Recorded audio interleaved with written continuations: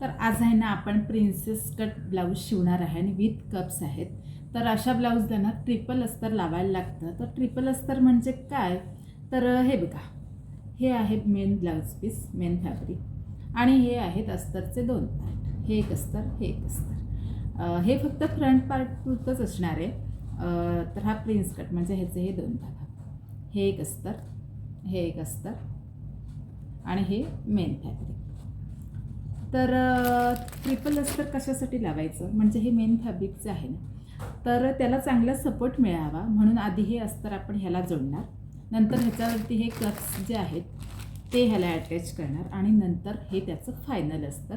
असं लावलं की मग आपल्या ब्लाऊजला व्यवस्थित सपोर्ट मिळतो, आणि ह्या मेन हा जो ब्लाऊज पीस आहे, मेन फॅब्रिक आहे ब्लाऊजचं, तर त्याचं आयुष्य वाढतं.